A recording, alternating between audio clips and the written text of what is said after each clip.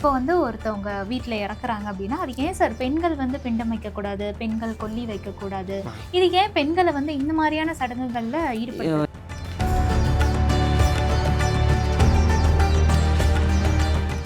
இப்போ for example ஒருத்தவங்களுக்கு ஆண் பிள்ளை இல்ல அப்படின்னா, அந்த பெண்களே தைரியமா வந்து என்னோட அப்பா, அம்மா இறந்து போனாங்கன்னா, நான் கொல்லி வைக்கிறேன்னு சொல்லி அத பண்ண ஆரம்பிச்சிருக்காங்க. ஆமா. இது வந்து ஆக்சுவலா பண்ணலாமா சார்? நல்ல இது விஷயமா? இது பண்ணக்கூடாதுன்னு எந்த கருட புராணத்திலயும் இல்ல. இல்ல. எந்த நூல்லயும் இல்ல.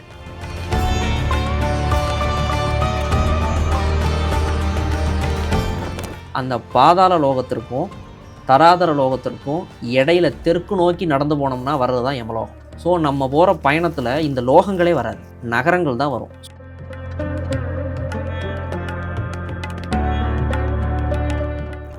மனிதர்கள்ட்ட பிரியறதுக்கு பேரு பிரேத ஆத்மா. ஆனா மத்த நீங்க ஸ்டான்ஸ் சொன்னது எல்லாமே வேற உலகத்துல இதே மாரியே நற்கதி அடையறதுக்கு முயற்சி செய்யற பிரேதங்கள். ஓ! அவங்க தான் அந்த பவர்ஃபுல் சோலா மாறி இங்க வராங்க. இங்க வர ட்ரை பண்ணுவாங்க. இங்க வந்து தனக்கானதை நிறைவேற்றிக்க முடியுமா?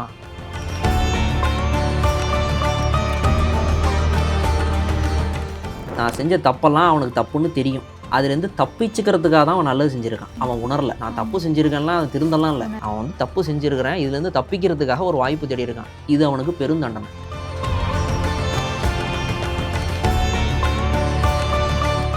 நிறைய பேருக்கு ஒரு டவுட் வரும். அப்போ வைகுண்டம் எங்கே சார் இருக்குது, கைலாயம் எங்கே சார் இருக்குது டவுட் வரும். கருட புராணத்தின்படி இந்த ஈரேழு 14 லோகங்கள் இருக்குல்ல, இந்த ஈரேழு 14 லோகங்களுக்கு கீழே இருக்கிறதுக்கு பேர் தான் கர்ப்போதக கடல். கர்ப்போதக கடல் 243 லட்சம் யோஜனை ஆழம் இருக்கும்.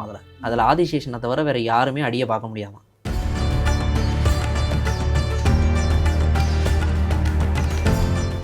இதை தாண்டி இந்திரலோகம், வருணலோகம், குபேரலோகம், கந்தர்வலோகம், இந்த மாதிரி கிட்டத்தட்ட 22 லோகங்கள் இந்த 14 லோகத்துக்கு பக்கத்துலேயே இருக்குது. இதை தாண்டி 24 லட்சம் லோகங்கள் வந்து பெருமாள் படைச்சிருக்கிறதா கருட புராணம் சொன்னாங்க. இது எல்லாமே அவங்கவங்க செய்கிற புண்ணிய பலனுக்கு தகுந்த மாதிரி அங்கங்கே போய் ஓய்வு எடுப்பாங்க.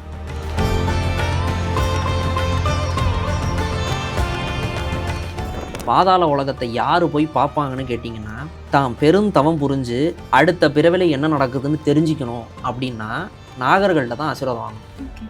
நிறைய சாஸ்திரத்தில் என்ன சொல்லியிருக்கு அப்படின்னு கேட்டிங்கன்னா, இந்த மறுபிறவி வந்து இருக்கா இல்லையா, மறுபிறவி ரகசியத்தை எப்படி தெரிஞ்சுக்கிறதுங்க அப்படின்னு கேட்டிங்கன்னா,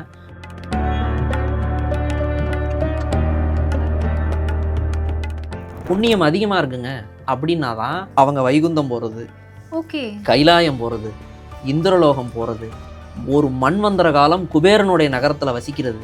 ஒரு சில பேர் இசைக்காகவே தன் வாழ்க்கையை அர்ப்பணிச்சிருப்பாங்க. அந்த இசைக்காகவே வாழ்க்கையை அர்ப்பணித்து பல பேரை சந்தோஷப்படுத்தணும்னே தன்னுடைய ஆத்மார்த்தத்தை அர்ப்பணிச்சிருப்பாங்க.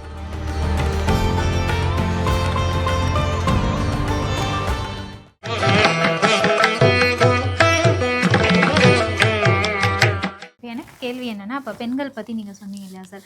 இப்போ வந்து ஒருத்தவங்க வீட்ல இறக்குறாங்க அப்படின்னா, அதுக்கு ஏன் சார் பெண்கள் வந்து பிண்டம் வைக்கக்கூடாது, பெண்கள் கொல்லி வைக்கக்கூடாது.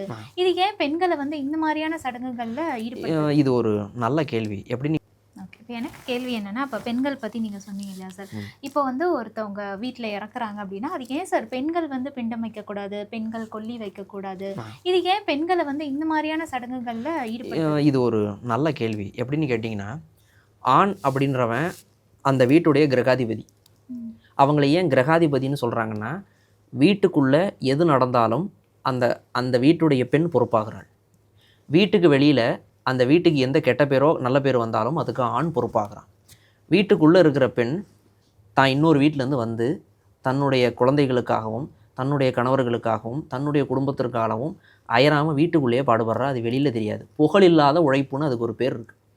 அப்படி உழைக்கிற பெண்களுக்காக யமனே என்ன சொல்கிறான்னா, நீ பிண்டம் வச்சு சிரமப்படாத, நீ உனக்குள்ள உயிர் பிண்டத்தை சுமக்கிற, அந்த பிண்டம் வளர்ந்து ஒரு குழந்தையாக பிறக்கிற வழின்றது ரொம்ப பெருசு. ஸோ அப்படியாப்பட்ட ஒரு புண்ணிய காரியத்தை செய்கிற பெண்களுக்கு பதிலாக நீ தர்ப்பணம் ஊட்டினாலே பிண்டம் நான் வச்சிடுறேன் அப்படின்னு யமன் ஒரு வாக்கு கொடுத்துருக்குறார்.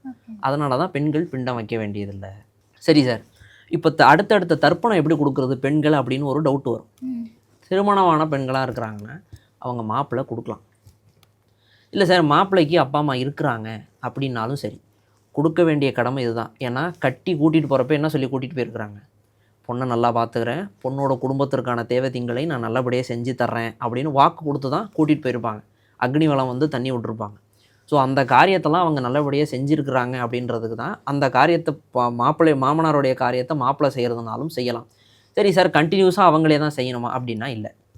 இப்போ அவங்களுக்கு ஒரு குழந்தை பிறந்துருச்சு, அவங்க 12 வயது, அதாவது பாலக பருவத்தை முடிக்கிற வரைக்கும் மாப்பிள்ளை செய்யலாம்.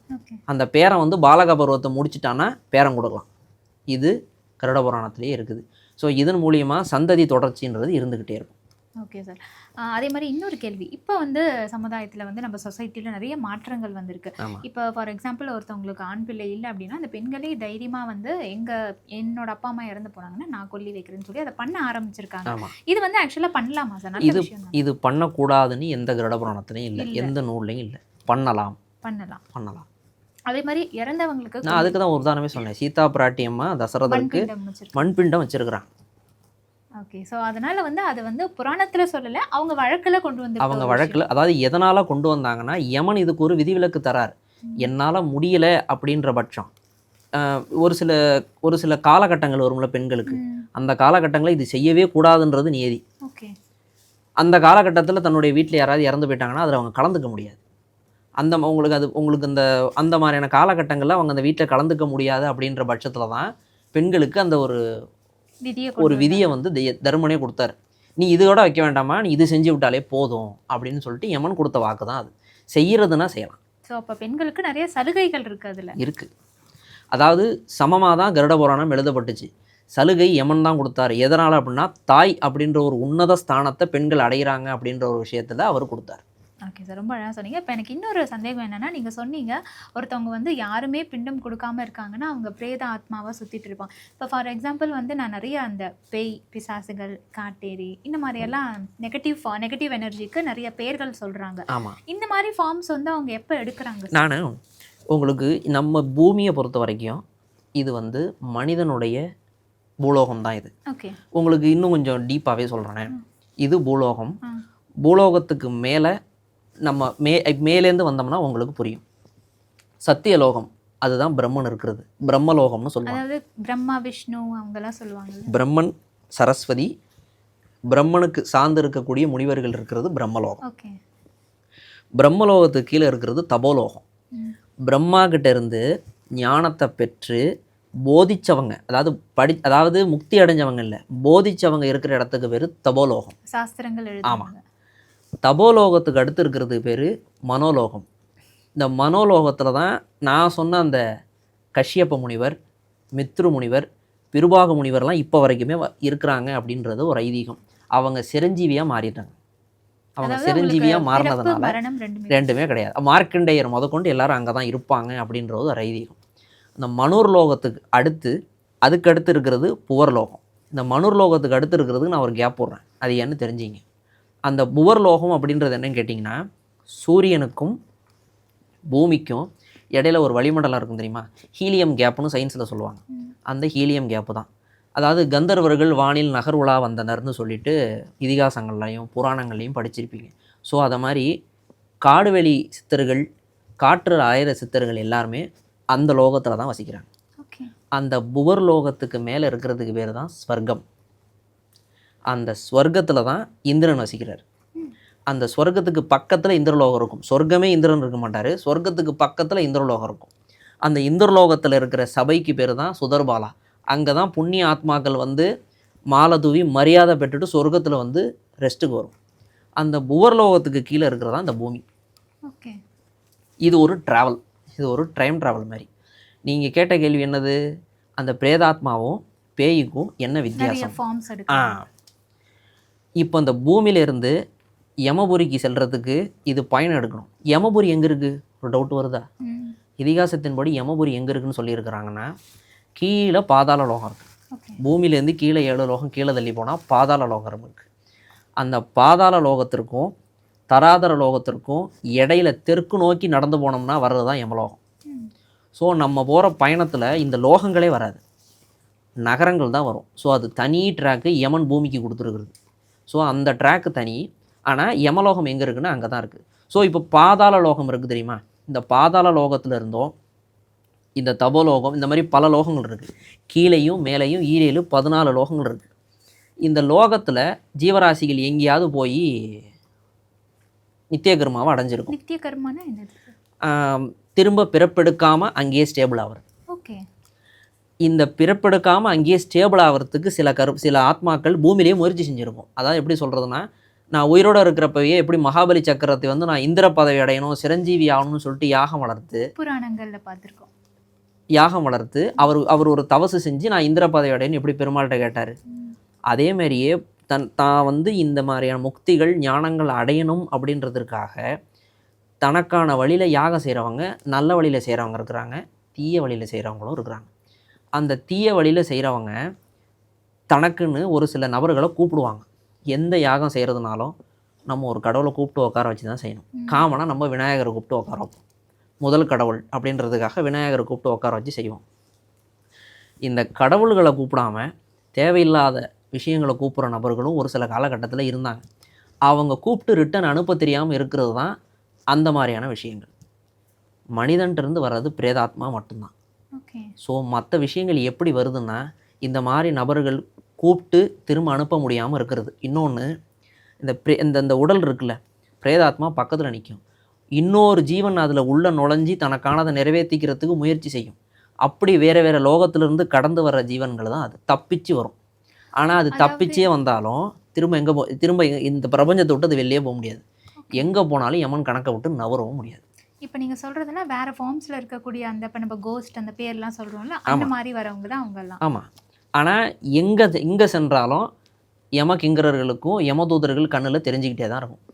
சரி நீ முயற்சி தான் செய்ய அப்படின்னு சொல்லிட்டு ஒரு அவகாசம் தான் கொடுப்பாரே தவிர மாறுறதுக்கான வேலையே கிடையாது. எங்கே போனாலும் அது இங்கே தான் அலைஞ்சாகணும். மனிதர்கள்ட்டிருந்து பிரியறதுக்கு பேர் பிரேத ஆத்மா.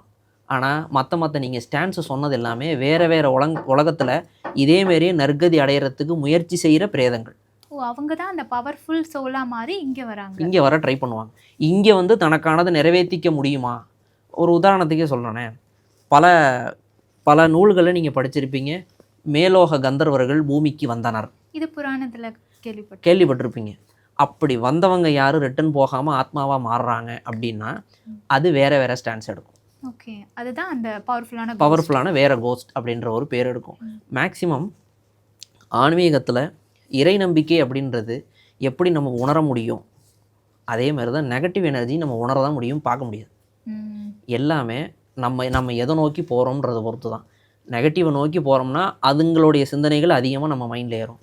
பாசிட்டிவ் நோக்கி போகிறோம்னா அதோடைய சிந்தனைகள் நம்ம மைண்டில் நிறைய ஏறும். ஓகே, இப்போ எனக்கு இன்னொரு கேள்வி சார். இப்போ நெகட்டிவ் ஃபார்ம் பற்றி பேசும்போது நான் இதுவும் சில புராணத்தில் படிச்சிருக்கேன். இப்போ ஒருத்தவங்க வந்து கடவுள் ரிலேட்டடாக கடவுளுக்கு நிறைய புண்ணியங்கள் செஞ்சுருக்காங்க. அவங்க என்னதான் அவங்க எண்ணங்கள் தீய எண்ணங்களாக இருந்தாலும் கடவுளுக்குன்னு அவங்க சில விஷயங்கள் வந்து ஒரு கோயில் கட்டுறதா இருக்கட்டும், இல்லை கோயிலுக்கு அந்த நன்கொடை செய்யறதா, இந்த மாதிரிலாம் பண்ணாங்க அப்படின்னா யமதூதர்களால் அந்த ஆன்மாவை வந்து துன்புறுத்த முடியாது, அவங்களுக்கு கடவுள் வந்து டைரெக்டாக சொர்க்கத்துக்கு போகிறது, இந்த மாதிரிலாம் கேள்விப்பட்டிருக்கேன். உண்மையா? உங்களுக்கு தர்மத்வஜன் ஒருத்தவரை சொன்னேன், ஞாபகம் இருக்கா? தானியங்களை வச்சுக்கிட்டு நம்மளுடைய கணக்கு எடுக்கிறவர் அவர் தான்.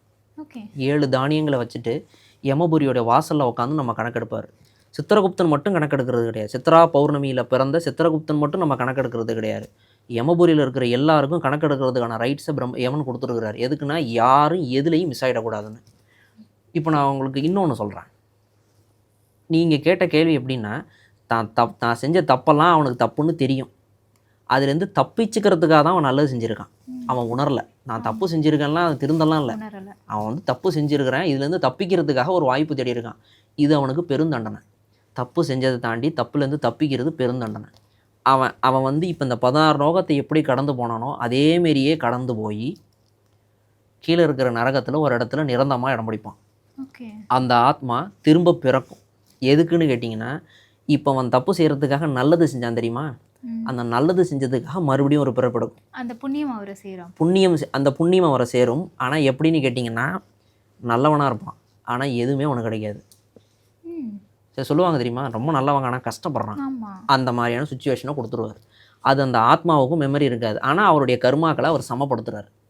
யமனை வந்து சமப்படுத்துறாரு. அதாவது அந்த புண்ணியம் அவர்கிட்ட இருக்கும். புண்ணியம் அவன்கிட்ட இருக்கும். அந்த புண்ணியமும் திரும்ப வர்ற வரைக்கும் ஒரு ஜீவனாக இருப்பாங்க. இல்லைங்க, ஒருத்தன் முழுக்க வாழ்க்கையில் தப்பு தான் செஞ்சுருக்கிறான், ஆனால் கடைசி காலகட்டத்தில் இறக்குறப்ப உணர்றான், நான் செஞ்சது தப்பு, எனக்கு ஒரு வாய்ப்பு கிடைச்சா அதை நான் சரி பண்ணுறேன் அப்படின்னு தன் மனசார உணர்றான்னா அது சிரவணர்களுக்கு தெரியும். கண்டிப்பாக சிரவணர்களுக்கு தெரியல, அவன் மனசாட உணர்ந்துட்டான் அப்படின்னா அவனுக்கு ஒரு கணக்கு எழுதிடுவார். இதே பயணத்தை அவன் செஞ்சு தான் ஆகணும், இதே தண்டனைகளை அவன் அனுபவிச்சு தான் ஆகணும். ஆனால் அவன் நரகத்துக்கு அனுப்பாமல் என்ன பண்ணுவாங்கன்னா திரும்ப ஒரு பிறப்பு கொடுப்பாங்க. நீ மனசார சொன்னில்ல, அதை திரும்ப புண்ணியமாக செஞ்சுட்டுவான்னு சொல்லிட்டு திரும்ப அனுப்பி வைப்பாங்க. ஓகே, நீங்கள் சொல்கிறத பார்த்தா இப்போ ஒரு ஆன்மா இறக்கும் போது அந்த ஆன்மா வந்து என்ன நினைக்குதோ அது ரொம்ப பவர்ஃபுல் அப்படின்றாங்க. அதே தான். அதனால தான் வயசானவங்களுக்கு ரெஸ்பெக்ட் கொடுக்கணும்னு சொல்லுவாங்க. ஏன்னா வயசானவங்க மேக்சிமம் பக்குவம் அடைவாங்க. வயசாயும் பக்குவம் அடையாமல் இருக்கிறவங்க அப்படின்றது வந்து பார்த்திங்கன்னா இந்த சீரியலில் பார்க்குறது தான். மேக்சிமம் இப்போ எல்லாருமே வயசான ஒரு பக்குவம் வரும். அந்த இயற்கையான பக்குவத்துக்கு நம்ம ஒரு மரியாதை கொடுத்தால் மட்டும்தான் நம்மளுக்கான பூர்வீக புண்ணிய பலன்களும் அதிகரிக்கும். நீங்கள் மேலே இருக்கிற அந்த லோகங்கள் இருக்குல்ல, பிரம்மலோகத்திலிருந்து 5ஆம் இடம் சொர்க்கம். ஜாதகத்துலேயும் பூர்வீக புண்ணிய ஸ்தானம்ன்ற வார்த்தையை எடுத்து பாருங்கள், அதுவும் 5ஆம் இடம் தான். ஸோ அந்த 5ஆம் இடம்ன்றது எப்படி ஜாதகத்தில் பூர்வீக புண்ணிய ஸ்தானமாக இருக்கோ, நம்ம நல்லது செஞ்சால் தான் அதில் 5ஆம் இடமாக இருக்கிற சொர்க்கத்தை நோக்கி நம்ம போகலாம். இதில் நிறைய பேருக்கு ஒரு டவுட் வரும், அப்போ வைகுந்தம் எங்கே சார் இருக்குது, கைலாயம் எங்கே சார் இருக்குது டவுட் வரும். கருட புராணத்தின்படி இந்த 14 லோகங்கள் இருக்குல்ல, இந்த 14 லோகங்களுக்கு கீழே இருக்கிறதுக்கு பேர் தான் கர்ப்போதக கடல். கர்ப்போதக கடல் 243 லட்சம் யோஜனை ஆழம் இருக்கும். அதில் ஆதிசேஷனை தவிர வேறு யாருமே அடியை பார்க்க முடியாதான். அப்படியாப்பட்ட கடலில் ஆதிசேஷன் மேலே பெருமாள் படுத்திருப்பார். இது கீழே. அதே மேல் பக்கம் பிரம்மலோகம் தான் ஃபஸ்ட்டு இருக்குது. அதுக்கு மேலே பிரபஞ்சத்திற்கு வெளியில் தான் வைகுந்தம் இருக்குது. இந்த பிரபஞ்சத்துக்கு வெளியில் வைகுந்தத்துக்கும் சத்தியலோகத்துக்கும் இடையில இருக்கிறது தான் பரமபதம். இந்த பரமபதத்தில் அடியார்களுக்கு தொண்டு செய்தவர்கள்னு இருப்பாங்க. தெய்வத்தை நோக்கி பாட்டு பாடுறவங்க மட்டும் கிடையாது, அடியார்களுக்கு தொண்டு செஞ்சவங்களாம் இருப்பாங்க. அவங்களுக்கு பரமபதத்தில் இடம் கொடுப்பார். எனக்கு சாமியை பார்த்தெல்லாம் பாட தெரியாதுங்க, அவர் சாமியை கும்பிட்றாரு, அவருக்கு வேணுன்றதை நான் செஞ்சு கொடுத்தேன், எனக்கு அதுதாங்க தெரியும். அவங்களுக்கும் அங்கே இடம் உண்டு. புண்ணியம் செஞ்சவனுக்கு புண்ணிய உதவிகள் செஞ்சவங்களுக்கும் அங்கே இடம் உண்டு. அதுதான் அந்த பரமபதம். சரி சார், கைலாயம் எங்கே இருக்குது, எனக்கு சிவன் தான் ரொம்ப பிடிக்கும் அப்படின்றவங்களுக்கும் அங்கே இடம் இருக்குது. எப்படின்னு கேட்டிங்கன்னா, அஷ்டதிக்கு பாலர்கள்லேயே ஈசானிய மூலைன்னு ஒன்று இருக்குது தெரியுமா, மத்திக்கு வடக்கு பக்கம், வடகிழக்குன்னு சொல்லுவாங்க. பிரபஞ்சத்தின் வடகிழக்கு பக்கம் கைலாயம். மிக எளிதில் ஏறக்கூடிய கைலாயம்னே அதுக்கு பேர். யாருக்குன்னா நல்ல முக்திக்கு பாடுபட்டவங்களுக்கு கைலாயம் எளிதில் வழி கொடுக்கும்னே சொல்லுவாங்க, எளிதில் கண்ணுக்கு தெரியும்னு சொல்லுவாங்க. இதை தாண்டி இந்திரலோகம், வருணலோகம், அப்புறம் வந்து குபேரலோகம், கந்தர்வலோகம், இந்த மாதிரி கிட்டத்தட்ட 22 லோகங்கள் இந்த 14 லோகத்துக்கு பக்கத்துலேயே இருக்குது. இதை தாண்டி 24 லட்சம் லுகங்கள் வந்து பெருமாள் படைச்சிருக்கிறதா கருட புராணம் சொல்லுது. இது எல்லாமே அவங்க செய்கிற புண்ணிய பலனுக்கு தகுந்த மாதிரி அங்கங்கே போய் ஓய்வு எடுப்பாங்க. 24 லட்சம் உலகங்களை பெருமாள் படைச்சிருக்கிறதா கருட புராணத்தில் இருக்குது. இவர் அங்கங்கே போய் ஓய்வு எடுப்பாங்க.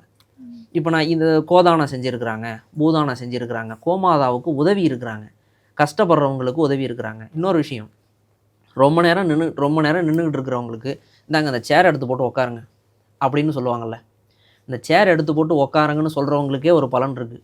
என்ன தெரியுமா, இந்த 16 நகரங்களை கடந்து போகிறாங்களோ அவங்க, அப்படி நகரங்களை கடந்து போகிறப்போ அவருக்கு குதிரைக்கு குதிரை கொடுப்பாங்களாம் அந்த யமதூதர்கள். சரி நடந்து போகாத, நீ ஒருத்தவனுக்கு உட்காரத்துக்கு வாய்ப்பு கொடுத்துருக்குற, நான் உனக்கு உட்கார வாய்ப்பு தரேன் அப்படின்னு சொல்லிட்டு நடந்து போகிறதுக்கு பதிலாக குதிரையில் அனுப்புறதுக்கு வாய்ப்பு இருக்குது. அதேமாரியே யாராவது ரொம்ப வெயிலில் நின்றுட்டு இருக்கிறாங்கன்னா, சரி தாங்க வீட்டில் வந்து சின்ன நில்லுங்க, நிழல் கொடுத்துருப்பாங்க. அவங்களுக்கு அந்த வெப்பத்தை கடந்து போகிறதுக்கு கொடை கிடைக்கும். இதெல்லாம் அந்தந்த காலகட்டத்தில் ஐதீகமாக இருந்துச்சு. சரி, இந்த மேலே நான் யாருக்குமே பண்ணதே இல்லையேங்க அப்படின்றதுக்கு தான் இந்த அவங்களுடைய பெற்றோர்களுக்கு காரியம் செய்கிறப்போ கொடை, சொம்பு, வஸ்திரம், பலகை இதெல்லாம் வச்சு கொடுக்குறாங்க.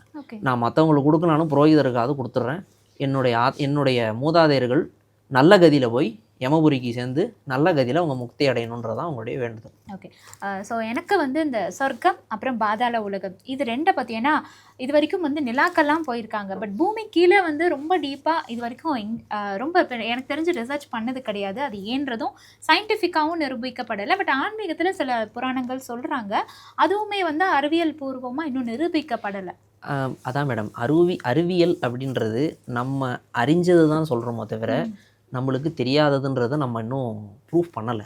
ஒரு புரிகிற மாதிரி சொல்லணும்னா, மனிதன் இந்த 9 கிரகங்கள் இருக்கக்கூடிய சூரிய குடும்பத்தில் எது வரைக்கும் ட்ராவல் பண்ணியிருக்கிறாங்கன்னு கேட்டிங்கன்னா, செவ்வாய் வரைக்கும் தான் ட்ராவல் பண்ணியிருக்கிறாங்க. ஆனால் இன்னும் செவ்வாயிலே யாரும் போய் இறங்கலை. நம்மளுடைய ஞானம் செவ்வாய் வரைக்கும் தான் இருக்குது. ஆனால் செவ்வாயை தாண்டி இந்த பிரபஞ்சம் எவ்வளோ பெருசுன்றது சயின்ஸ்லேயே இருக்குது. இப்போது உதாரணத்துக்கு சொல்கிறேனே, இந்த கீழே கர்ப்போதக கடல் இருக்குதுன்னு சொன்னல, 14 உலகத்துக்கு கீழே கர்ப்போதக கடல் இருக்குதுன்னு சொன்னல, அந்த கர்ப்போதக கடல் இருக்கிற நம்ம டிஸ்டன்ஸ் ஃபிக்ஸ் பண்ணுறோம்ல, அந்த டிஸ்டன்ஸை இப்போ சயின்ஸில் பிளாக் ஹோல்னு கொண்டு வந்திருக்கிறாங்க. ஓகே. அந்த பிளாக் ஹோல் நம்மளுடைய கர்ப்போதக கடலுடைய ஷேப்பில் தான் இருக்குது. ஆனால் அந்த கர்ப்போதக கடலுடைய வடிவத்தை கருட புராணத்தில் அப்பயே கொடுத்துட்டாங்க. கரிய நிற ஆழமான அகண்ட கடல் அப்படின்னு அவங்களே கொடுத்துட்டாங்க. ஸோ இந்த நீங்கள் சயின்ஸில் இப்போ நீங்கள் பாதாளம்னு கேட்டிங்களே, இந்த பாதாளம்ன்றது எங்கே இருக்குதுன்னு கேட்டிங்கன்னா யோஜனை தூரம் அதிகம். இடையில கிலோமீட்டர் யோஜனை அப்படின்னு கேட்டிங்கன்னா 16 கிலோமீட்டர் ஒரு யோஜனை. லட்சோப லட்சம்ன்றது கீழே போகும். ஸோ பூமிக்கு கீழே இருக்குது, பூமிக்கு உள்ள இல்லை, பூமிக்கு கீழே இருக்குது. ஸோ அப்படி அந்த பாதாள லோகத்தில் என்ன தான் இருக்குதுன்னு நிறைய பேருக்கு ஒரு கேள்வி வரும். உங்களுக்கு புரிகிற மாதிரி சொல்லணும்னா, சிவன் கழுத்தில் இருக்கிற வாசுகி நாகம் தான் எங்கள் தலைவன். அவருடைய உலகம் தான், அவருடைய உலகம். எண்ணிலடங்கா நாகங்கள் வாழக்கூடிய லோகம் தான் இந்த பாதாள உலகம். பாதாள உலகத்தை யார் போய் பார்ப்பாங்கன்னு கேட்டிங்கன்னா, தான் பெருந்தவம் புரிஞ்சு அடுத்த பிறவில என்ன நடக்குதுன்னு தெரிஞ்சுக்கணும் அப்படின்னா நாகர்கள்ட்ட தான் ஆசீர்வாதம் வாங்கணும். நிறைய சாஸ்திரத்தில் என்ன சொல்லியிருக்கு அப்படின்னு கேட்டிங்கன்னா, இந்த மறுபிறவி இருக்கா இல்லையா, மறுபிறவி ரகசியத்தை எப்படி தெரிஞ்சுக்கிறதுங்க அப்படின்னு கேட்டிங்கன்னா, அது நாக சம்மந்தப்பட்ட விஷயத்தில் தான் தெரிஞ்சிக்க முடியும். எக்ஸாம்பிள், மனிதனுடைய சுக்லம், மனிதனுடைய உருவாக்கமே நாக உருவத்தில் இருந்து தான் ஆரம்பிக்கும். தான் டாக்டர் சிம்பிள் என்ன வச்சுருக்காங்க, பாம்பு மாதிரி வச்சுருப்பாங்க. அது அவங்க சயின்டிஃபிக்காக வைக்கிறதுக்கு காரணம் உயிரணுடைய வடிவம் அப்படி தான் இருக்குன்றதுக்காக நாகத்தை வச்சுருக்குறாங்க. ஆனால் சயின்டிஃபிக்காகவே இந்த உயிரணுடைய உருவம் மட்டும் நாகத்தில் கிடையாது. இந்த புவனத்தில் இருக்கக்கூடிய வேறு லோகத்தில் மறுபிறவியை தெரிஞ்சிக்கணும் அப்படின்னா அது இந்த பாதாள லோகத்தில் இருக்கிற நாகங்களால் தான் முடியும் சொல்கிறதுக்கு. அதுதான் பாதாள லோகம்.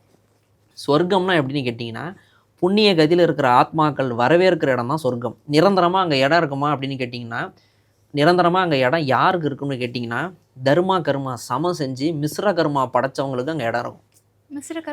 மிஸ்ர கர்மானா தர்மமும் அவங்களுக்கு சமமாக இருக்குது. அவங்க எடுத்த பிறவிகள் அத்தனையுமே சேர்த்து தர்மமும் அவங்களுக்கு சமமாக இருக்குது, அதர்மமும் அவங்களுக்கு சமமாக இருக்குன்னா அது மிஸ்ர கர்மாவும் மாறிடும்.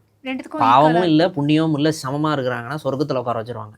புண்ணியம் அதிகமாக இருக்குங்க அப்படின்னா தான் அவங்க வைகுந்தம் போகிறது, கைலாயம் போகிறது, இந்திரலோகம் போகிறது, ஒரு மண்வந்தர காலம் குபேரனுடைய நகரத்தில் வசிக்கிறது. ஒரு சில பேர் இசைக்காகவே தன் வாழ்க்கையை அர்ப்பணிச்சிருப்பாங்க. அந்த இசைக்காகவே வாழ்க்கையை அர்ப்பணித்து பல பேரை சந்தோஷப்படுத்தணும்னே தன்னுடைய ஆத்மார்த்தத்தை அர்ப்பணிச்சிருப்பாங்க. அப்படி இருக்கிறவங்களுக்கு ஒரு மண்வந்தர காலம் நீ போய் கந்தர்வ லோகத்தில் இருன்னு அனுப்பி வைப்பாங்க. அதாவது தேவர் இருக்கக்கூடிய, ஆமாம், கந்தர்வ லோகம் இசை. அவங்க எதில் அவங்களுடைய வாழ்க்கையை அர்ப்பணித்தாங்களோ அதுலேயே அவங்க ஆன்மாவும் போய் அர்ப்பணிச்சிக்கும் நல்லது செஞ்சவங்களுக்கு. ஸோ இந்த மாதிரி தனிப்பட்ட லோகங்கள், தனிப்பட்ட ஆத்மாக்கள் போய் அடையிறதுக்கு ஒரு பேசிக்காக இருக்கிற இடம் தான் சொர்க்கம். அங்கே எந்த மாதிரியான ஜீவன்கள் போய் உட்காருன்னு கேட்டிங்கன்னா, தர்மமும் இல்லை அதர்மமும் இல்லை, சமமாக மிஸ்ர கர்மாவாக இருக்கிறாங்க அப்படின்னா சொர்க்கத்தில் ஒரு இடம் இருக்கும். ஏன்னா அவங்களுக்கு என்ன இருக்குது, பாவ புண்ணியம் ரெண்டும் இருக்குது. அது எப்படின்னு கேட்டிங்கன்னா, தேவர்கள் ஒரு கணக்கை முடிக்கணும், இந்த யுகத்தை நான் மாற்றி அமைக்கணும், ஸோ நான் ஒரு பிரளயத்தை உண்டாக்க போகிறேன், பிரளயத்துக்கு அப்புறம் நான் ஒரு சில ஜீவராசிகளை உண்டாக்கணும் அப்படின்னா அந்த ஜீவராசிக்கு கடன் இருக்கக்கூடாது இல்லையா. புதுசாக ஒரு ஜீவராசியை படைக்க போகிறார் அப்படின்னா அந்த ஜீவராசிக்கு முற்பிறவி இந்த பிறவி பலன் இருக்கக்கூடாதுன்னா அவர் மிஸ்ர கர்மாவில் இருக்கிற ஆன்மாவை தான் தூக்குவார். அதுதான் சொர்க்கம்.